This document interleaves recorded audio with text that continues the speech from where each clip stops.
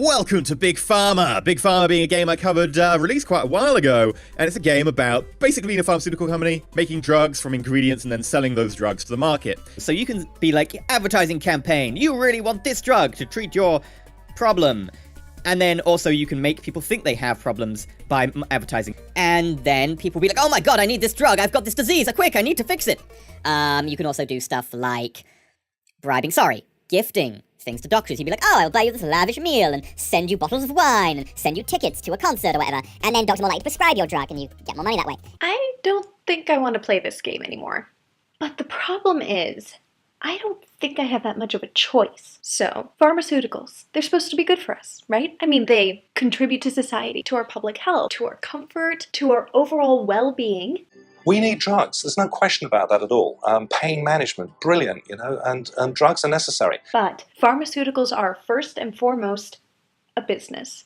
The pharmaceutical industry is in business not to make drugs, it's in business to make money. Which I think is perfectly reasonable. They are large international corporations and they have a duty to their shareholders, and that's what corporations do, is they make money. That's fair, until it goes too far. I think we've heard multiple times today, you're not in this business to lose money. First, we see the skyrocketing prices of prescription drugs. Brand name prescription drug prices have nearly doubled in the last 5 years. How do you have a drug manufactured by a company, sold in Canada, in some cases for 1/10 the price that same medicine is sold in the United States of America? How possibly can that happen? Because, Bernie, big pharma companies hold an oligarchy in production, patent rights, and marketing airtime. But big pharma needs to charge those high prices because of the industry's need to invest in research and development. You know, it takes a lot of money to come up with the drugs that'll make people well. Except the money doesn't go to research. More often than not, way more money goes to marketing. But one of the biggest things is what I would consider connecting the dots. There's a lot of opportunities to engage with our customers today. In the two countries that allow direct-to-consumer marketing, the US and New Zealand, you can expect a flurry of ads chock full of misleading information, the encouragement of prescription drug use, the prevalence of brand-name drugs over their more affordable generic counterparts. But that's only one small part of pharmaceutical marketing. You see, drugs aren't like most other products because you need someone's permission to buy them, which is why all drug ads end with the same catchy phrase. Ask your doctor. Ask your doctor. Ask your doctor. Ah! Phew. Big Pharma may advertise directly to consumers, but it cannot actually sell directly. And we can trust that doctors are focused on one thing, our health. Right? Certain activities that would be illegal if they were called marketing are not illegal if they're called education. That's where I think the lion's share of their marketing money goes. And they get what they pay for. I mean, they're not charities. Now, when a doctor writes a prescription, that prescription is entered into a database. This information is sold to the drug companies who then use it to give to the drug reps. And so if you are a doctor who's prescribing a lot of the drug, that drug rep is instructed to give you expensive gifts.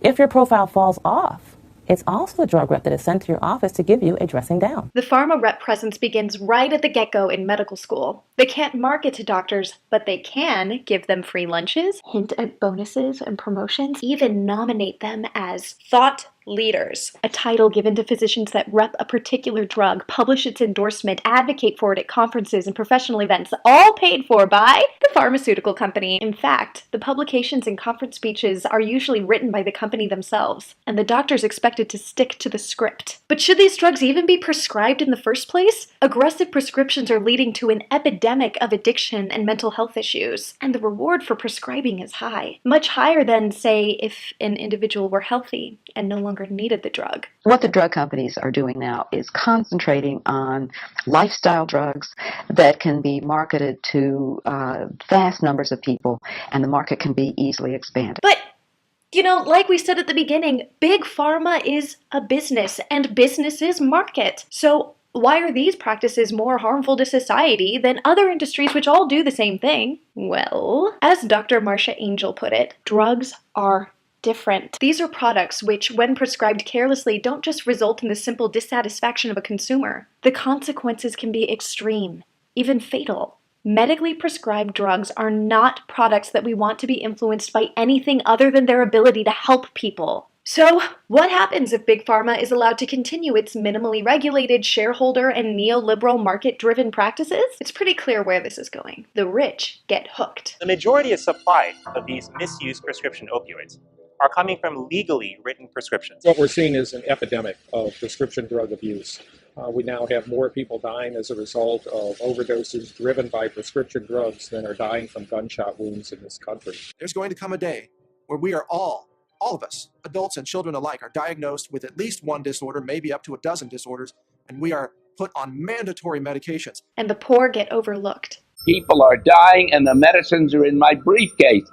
It's fine for people in rich countries to say this is what it ought to be. They don't have to live in these little villages and watch people die like flies. There is no developed country which would have tolerated the loss of millions of their citizens while life-saving drugs were available. What's this? Ah, they discovered we're gifting doctors.